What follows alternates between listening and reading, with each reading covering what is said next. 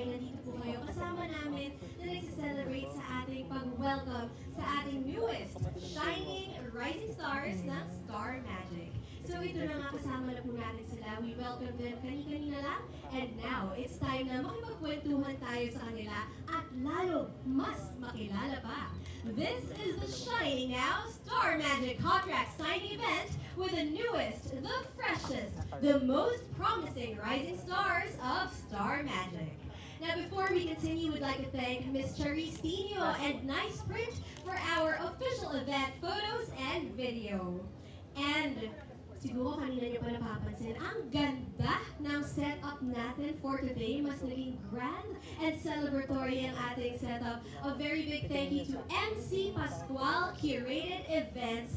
Thank you very much. Talagang pinaganda niyo po lalo ang celebration natin with our shining new stars. And now, it's time for our Media Con with our Star Magic artists who are shining now. Welcome once again, Michelle Garcia, Joaquin Arce, Carmela Ford, Iñigo Jose, Angelina Cruz, Christoph, Ice Almeria, Ezri, Julia, and Tasha, the Mitra sisters. There you go. We can now see them on your screens. Napapanood pa rin tayo sa official YouTube and Facebook accounts of Star Magic and ABS-CBN Entertainment. So please do post your questions sa chat box or post it online using our official hashtag #ShiningNow sa Star Magic. By the way, trending tayo! Congratulations guys! Maraming salamat po mga kapamilya. Trending po ang Shining Now at trending din ang Star Magic. Talagang ang daming excited na makilala kayong lahat.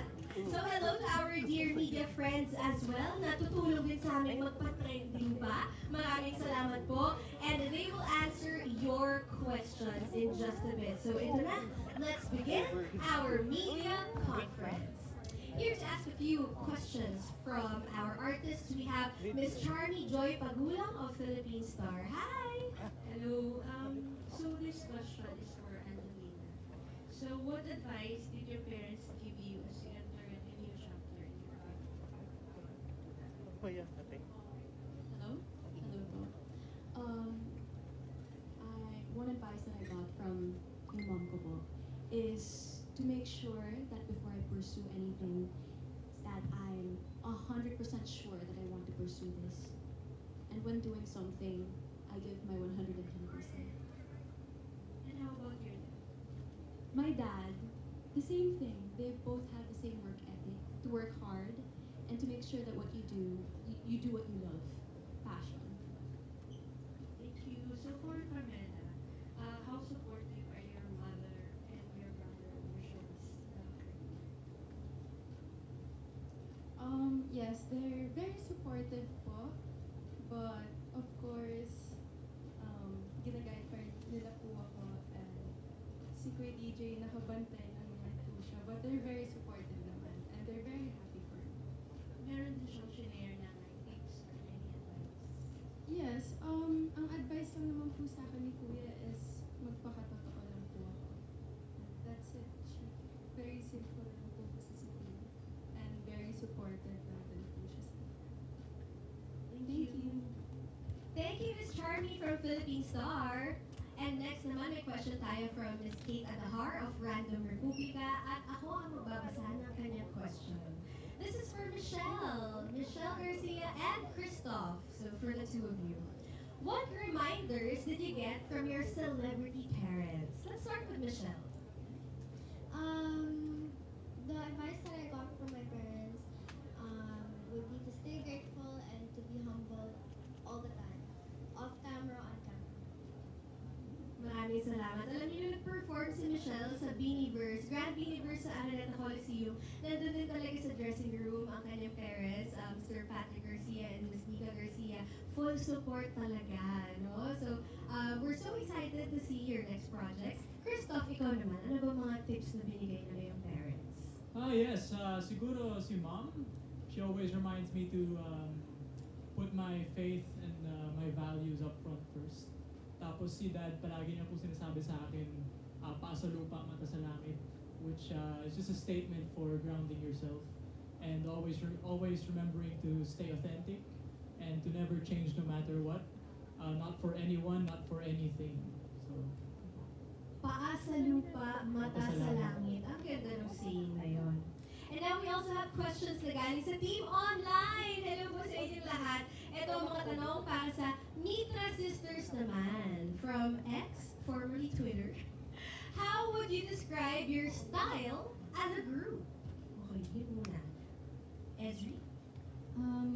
In terms of our style as a group, at least for music, it would be like a mix of pop, R&B, with a little futuristic vibe. And I feel like in general, it's really driven by us as a unit, as sisters, but also showing our individual colors as three different people.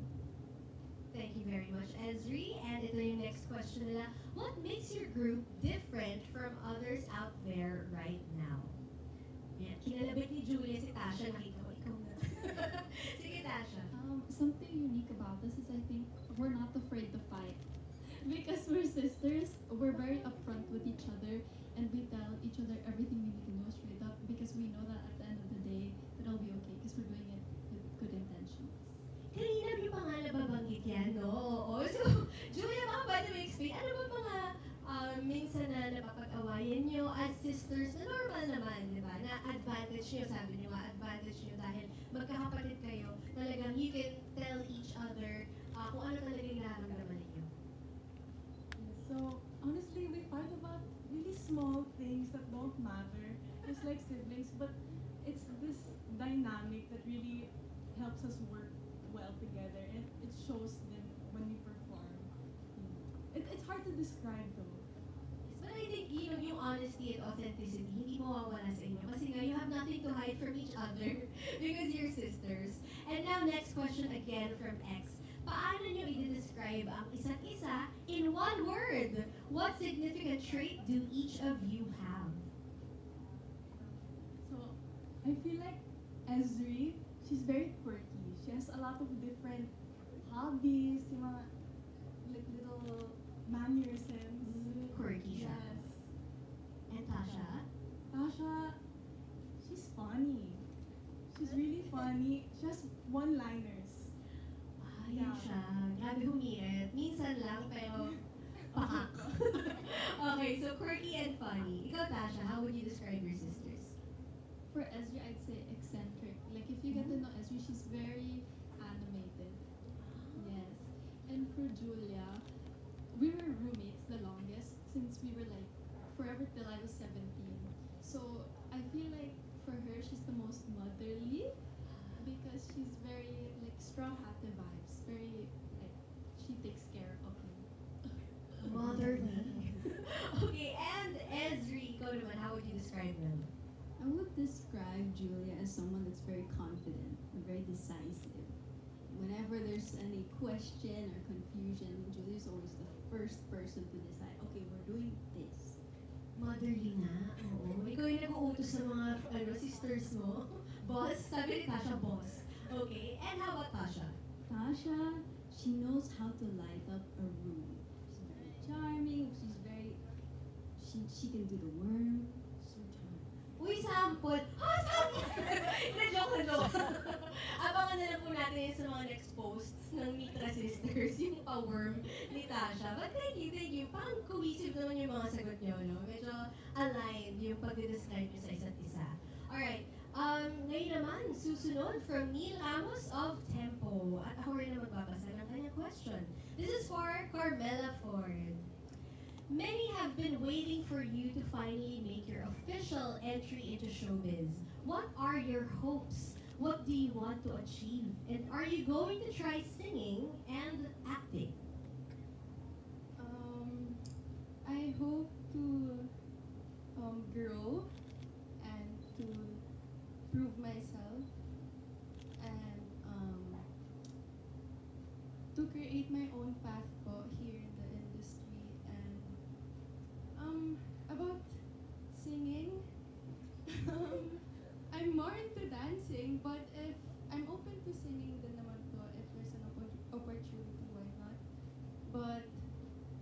of now po, I'm excited to try acting first. And yes. Well, yun naman ang maganda dahil ngayon ay Star Magic artist na kayo. We have different workshops. You know, marami sa atin nagsimula na, kunwari si Enrique Hill, hindi naman talaga dancer, biglang na-experience niya yung workshops, biglang na-enjoy niya na. So marami talaga mga talented Star Magic artists na na-discover sa workshops yung ibang talents nila. Well, we're so excited for what's to come for you, Lela. And ngayon naman, this is for Iñigo Jose. Okay, who are your influences growing up, and did they play a role in your decision to enter showbiz? Growing up, yung biggest role model ko talaga yung dad ko. Idol ko yun. I mean, kami ng kapatid ko, lagi kami sumasama sa kanya pag may taping, para kaming buntot. Actually, yun yung tawag niya sa amin dati. Buntot talaga kami. So, growing up, I see him sa taping niya, kung paano siya as a person and how he treats other people. And tsaka sa basketball na rin. I mean, he's a tough guy. And yun na talaga yung role model ko talaga. Okay na, mula bata ka, ibig sabihin, alam mo na yung taping life. Na-expose ka na. Yeah, I mean, I see like all these artists, tapos magpapapicture kami, like, Dad, your job is so cool, like, I get to see like Julie Cuerta, ganyan. Oh, Fumanboy. Oo, na-experience mo fanboy at such a young age. Well, ngayon, ikaw na, yung fanboy at fangirl na ng mga tao. yeah. And we heard you started as a model. Kanina nga nung humapa ka sa red carpet, napansin na namin, ay, parang model. Totoo naman pala, naging model ka talaga. So, gaano ka ka-ready sa mga challenges ng showbiz? And how did you convince your parents, especially your dad, that you want to try it yourself? Actually, sa challenges, I'm not that ready kasi different siya from modeling. But kahit, I mean, syempre pag umarap naman sa akin, just gotta face it with grace. So, ayun, sa modeling, I started kasi nung January, so I'm pretty new. This year lang? Yeah, this year. I Ah, okay. started this year, so bilis ang panahon. Pero, yeah. And I think naman you're very open to whatever challenge comes your way. Kaya yun yung maganda. Dapat talaga willing to learn lang lahat. Okay, ngayon naman, eto na ang mga tanong nyo sa Star Magic Facebook account. Ito ang questions for Ice. Now, Ice, anong feeling mo ngayon na official ka ng Star Magic artist coming from being the grand winner of Time to Dance? Siyempre po, first of all, I'm super happy.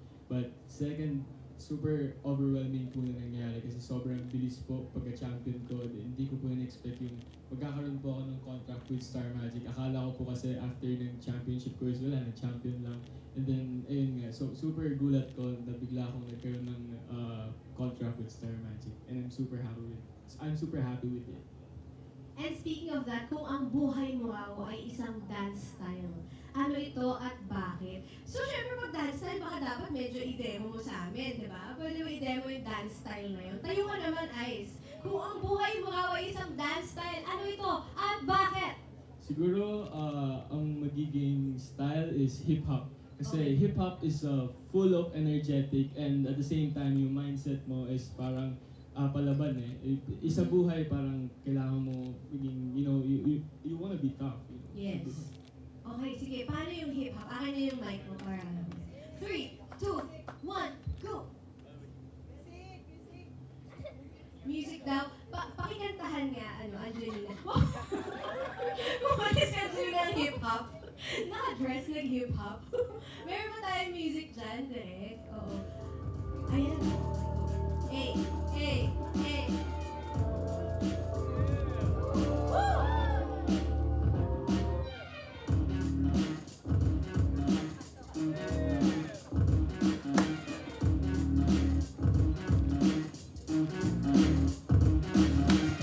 Let's go!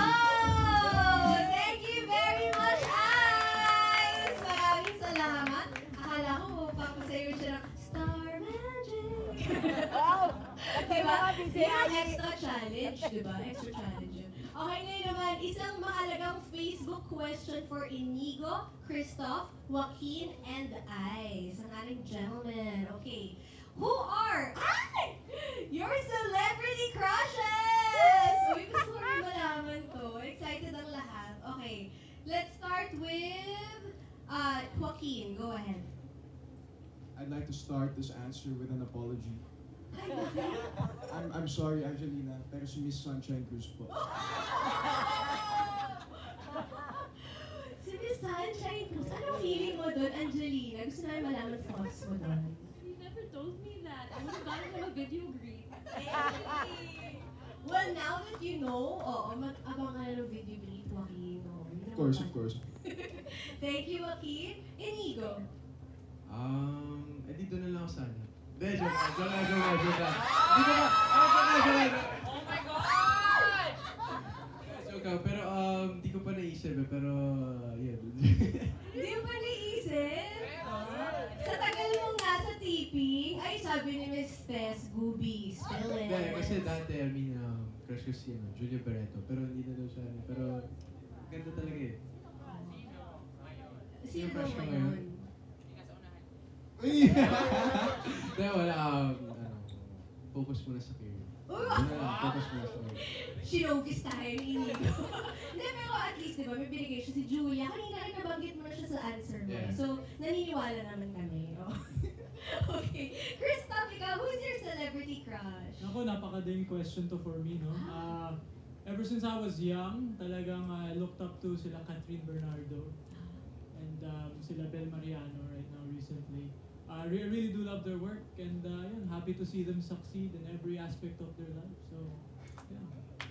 May mga gano'n na romantic, sinong celebrity crush, alam mo agad kasi mula bata pa. Okay, Catherine and Bel Mariano. Okay, now, let's hear from Ice. Ay ko. Okay. First, nakita ko lang sa TikTok yung Star Magic Games. Yung cousin ni Carmela. Ay, recent? Oo, si Annalyn Salvador. Sorry, on TikTok. She's really beautiful. So beautiful. Siya MVP, 5-feet MVP natin sa volleyball ng Star Magic All-Star Games. Kung may message ka for Annalyn, ano yun? Ayun, ano dyan yung pinsan niya. Anong message mo for Annalyn? Super galing niya po mag-volleyball kasi 5 times MVP po siya. Sunod-sunod. Ako bahala sa...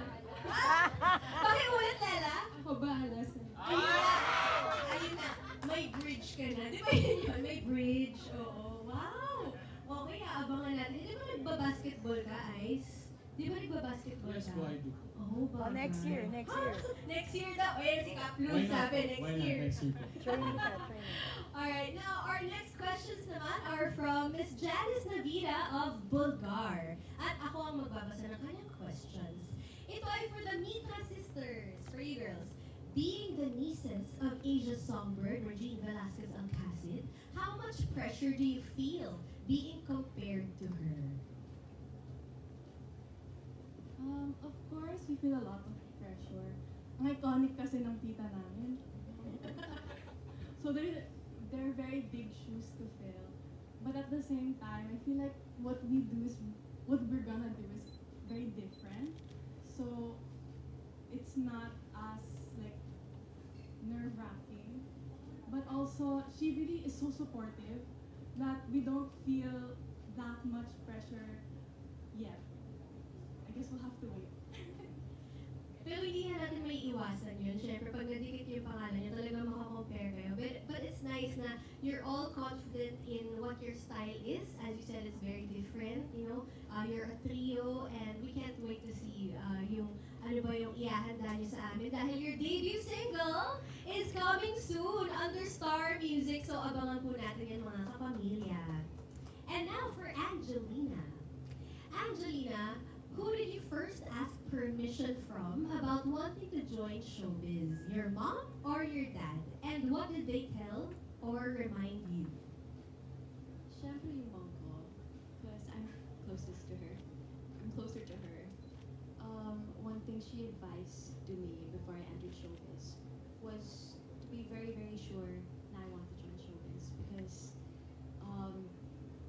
it's serious work. It's everything you do will be displayed to the world, and of course to be myself. Yes. So, nabanggit mo nga no, na you're closer to your mom. Siya yung una mong nakausap about this. But earlier on, we also saw how supportive your dad is of you. We saw his video, and you even cried while watching the video. Yeah. Did he also have a message for you? Just that I make sure I love what I do, and everything will just follow. You know. So, inform mo rin siya na, Dad, And I told joining." him, oh, and of course, tungon may Tagalog. Yun talaga. Yes, that's it. Don't worry, tutuwa ka ni Inigo. Alright, now for Michelle. Hi, Michelle. Okay, Michelle, who's your celebrity crush? Na-joke lang. Pati siya dinamay. Okay, Michelle, how does your dad influence you to follow his footsteps? And what was your parents' reaction when you told them that you want to join show business? Actually, my dad did not influence me. It came from me. Wow. Kasi before I would watch K-pop, like P-pop, everything. So, from watching that, I wanted to perform. But of course, dad still inspires me with his artistry. But I think their reaction, because of course they were just alone in the room, and I told them, hey, I want to become a performer. And then at first, I wanted to go to Korea, actually, because I didn't know that you could become an artist here in the Philippines. But then they told me later on, and I found out about mga bini, ganun. So, yeah, now that this is happening, I feel very happy. So you mentioned Beanie. So nung nalaman mo na meron nga tayong Beanie and naging successful sila, that was part of your decision also? Yes, Dahil sa kanila? yes. And many other, like Sarah Geronimo, Maya Entrata. Oh, wow. Yes, we do have very talented artists here as well. Pero pag-usapan natin yung K-pop influences mo. Sino yung mga naging idol mo na talagang nag-inspire sa'yo na, oh, I wanna be a performer like them also? Actually, I listen to all kinds of groups, K-pop. Actually, there's so much that I don't think I can name all of them. But I think right now, I think Blackpink. Uh-huh. Yes, because they're starting their world tour, and I feel like they motivate me to do better in my activities. Yes. And kita nga namin yung videos mo, you are so talented. And I'm not just saying na magaling as a bata, magaling siya as a pro. Ganong level talaga si Michelle Garcia. Abangan po natin siyang lahat. Thank you, Michelle. And now for Christoph naman. Basahin po natin ang ating question. There you go. Okay, Christoph, being a son of famous celebrities, do you feel VIP treatment from people you deal with from your younger years until now or up to now? Napakagandang question yan, no? Well, personally, syempre, when we approach people outside, I would say yes, kasi their approach towards us, syempre, since kami yung mga anak ni Miss Gladys Reyes, very mahinhin sila, very shy, and very gentle yung approach nila sa amin.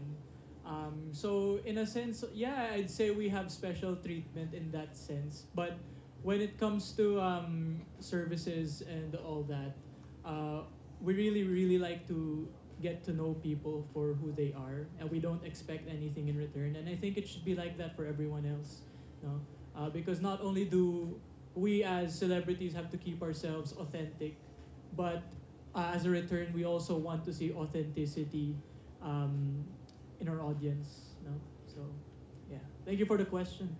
Ang ganda ng sagot ni Christoph, di ba? In-acknowledge niya na, yes, of course, meron nga special treatment because of your parents. Pero ang importante, you still see people for who they are. You treat people na